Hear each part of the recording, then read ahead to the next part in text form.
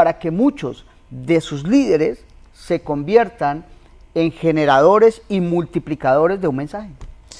Y es que es bien, mira, eso yo pienso que es una de las tareas más difíciles del líder, de la persona que está al mando de todo el proceso, es encontrar a esas personas con las que le van a hacer eco sus ideas, a esas personas que lo van a seguir, que a veces lo van a corregir, que a veces no van a estar de acuerdo con él, pero digamos que esa tarea de armar el equipo es quizás la tarea más importante que tienen los líderes, porque dependiendo del equipo que armen, es que pueden lograr o alcanzar las metas que se han propuesto. Alcanzar las metas. Por eso el líder es aquel que tiene esa capacidad de poder ver el potencial en el otro. Claro, claro. Poder ver a dónde puede llegar el otro y se da cuenta desde la humildad y con un ego muy sano, Jaime, que con esas personas puede lograr sus metas. Y además que tenga la capacidad de transmitir la meta. Es muy importante que el líder, que ya tiene claro para dónde va, pueda transmitirle a ese equipo y tenga la capacidad de transmitirle a ese equipo para dónde vamos, involucrarlos en esa misión. De hecho, Lincoln, uno de los problemas que tuvo Lincoln al inicio de la guerra entre el norte y el sur, era tener buenos generales. Él sufrió mucho en conseguir buenos generales y todo el tiempo estuvo cambiando generales para poder dar con los que quería dar, porque los buenos generales estaban en el sur y él estaba gobernando el norte, y en el norte digamos que no había como esa tradición pues de grandes militares. Y de allí, Jaime, que de pronto volteando un poquitico el tema del liderazgo en las empresas, esas empresas líderes son aquellas que tienen el objetivo claro, y teniendo el objetivo claro pues lo pueden transmitir a su equipo de trabajo. Sí, hombre, sin duda. Mira que ese tema es bien interesante. Lincoln, siguiendo pues con el caso de Lincoln, él cuando pues en el trasegar de su vida, él litigó, él era abogado litigante y ahí conoció muchos abogados litigantes que luego fueron haciendo parte de su equipo de trabajo cuando llegó al poder. Pero también cuando él llega al poder, él hace algo bien interesante, parecido a lo de Julio César un poco. Y es que distribuye el poder en las otras corrientes políticas. Cuando Lincoln llega, él pone en el gabinete, por ejemplo, de ministro de Hacienda a una persona que había sido opositora de él, que él se había enfrentado con él en el tema del Senado, por ejemplo. A ministro de Guerra, a otra persona que se ha enfrentado. Es decir, él no llega a gobernar con los suyos solamente, sino que él entiende que tiene que integrar a un país y que por supuesto tiene que darle juego a otras corrientes políticas. Entonces él arma un gabinete diverso, en el que incluso hay personas que habían sido opositoras de él, de Lincoln. Eso mismo hizo Mandela. Cuando hablamos de Mandela y el fin del apartheid y él llega al poder, él no gobierna solo con las personas de su partido, del movimiento en el que él pertenecía, sino que él llega y nombra hasta blancos que hacían parte del apartheid, los nombra en espacios de poder, o sea, empieza a gobernar con ellos para darles participación, y esos dos escenarios, el de Lincoln y el de Mandela, gobernando con la oposición, por decirlo de alguna manera, les permitió unir al país, unir a la nación, o bueno, fue una gran herramienta que les permitió unir a la nación. Mira que en el tema empresarial, Freddy, eso puede aplicarse precisamente porque vos en las empresas o en las entidades públicas y demás, pues puedes tener personas con ideas contrarias.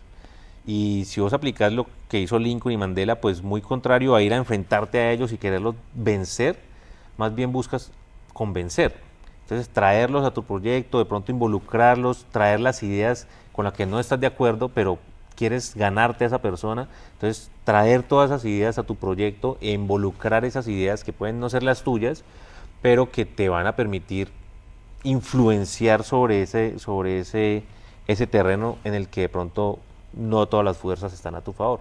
Entonces digamos que eso es una buena experiencia. Y es muy importante ustedes que siempre han tenido ese llamado a liderar, que se consideran que son personas que influyen en otros, que son unos llamados a mover personas, a mover masas. Ustedes que están allí también se han dado cuenta que para poder estar donde ustedes están hoy, aquellos líderes, porque ustedes pudieron observar en su líder, porque siempre hay alguien que está al frente, ¿no? que es el que está comandando, que es el que está direccionando, no queriendo decir que ustedes no son importantes, o uno como líder que está como jerárquicamente más abajo del otro, ustedes pudieron identificar que ese líder tenía un ego sano, que era un líder que escucha, que es un líder que da la opinión, que es un líder que reconoce su experiencia o su participación en el equipo.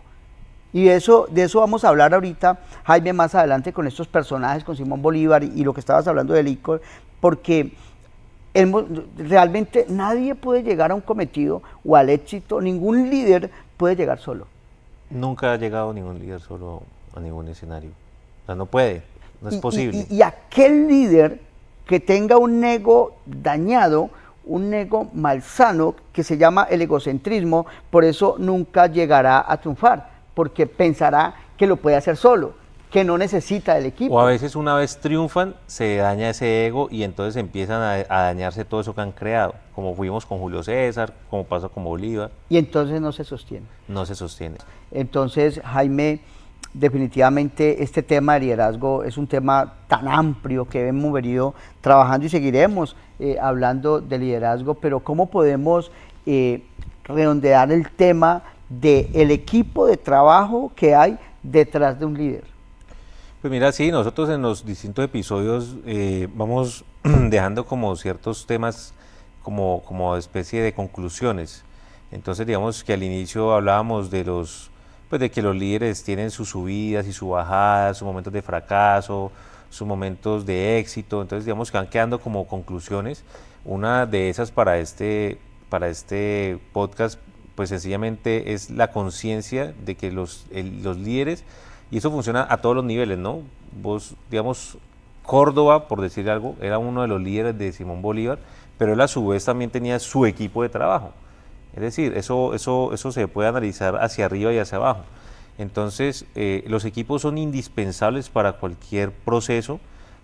Si a veces figura una persona como tal, que casi siempre es así, en los equipos de trabajo siempre hay una cabeza, siempre hay un responsable, porque además esa cabeza es la que responde por el equipo, pues no hay dudas que nadie lo puede hacer solo y que armar un equipo, bueno, reclutar al equipo, que es la primera tarea, es supremamente importante. Modificar o recambiar a los que tengas que cambiar en un momento determinado que no están funcionando también es muy importante, pero liderar con el ejemplo, con el reconocimiento. Por ejemplo, Simón Bolívar, Napoleón, todos los grandes generales sabían reconocer a esos generales que los venían acompañando, los participaban por supuesto de los botines que ganaban, porque digamos que lo reconocían. Cuando vos ves a Napoleón, Alejandro hablando de sus generales, bueno, muchas veces lo dijeron de manera despectiva, pero muchas otras veces lo hacían elogiándolo. Napoleón era una persona que elogiaba mucho a sus generales y cuando tenían éxitos lo resaltaba y se encargaba de que todo el mundo supiera el éxito de ese general. En cambio, Bolívar, que también lo hacía muchas veces, pero también hay episodios en los que, por ejemplo, cuando Sucre llega a Quito y toma Quito, eso lo hizo Sucre solo, pues, porque Bolívar no fue porque ya estaba enfermo. Pero cuando ya vamos a hacer el reconocimiento, Bolívar se da las mañas como para entrar reconocido a Quito y como para que todos los focos se pongan en él, en vez de haberle dado a Sucre pues el privilegio de reconocerlo ante todos como el gran gestor de esa última batalla en Quito. Entonces digamos que ahí se pueden ver de ambas caras, ¿no? Casi.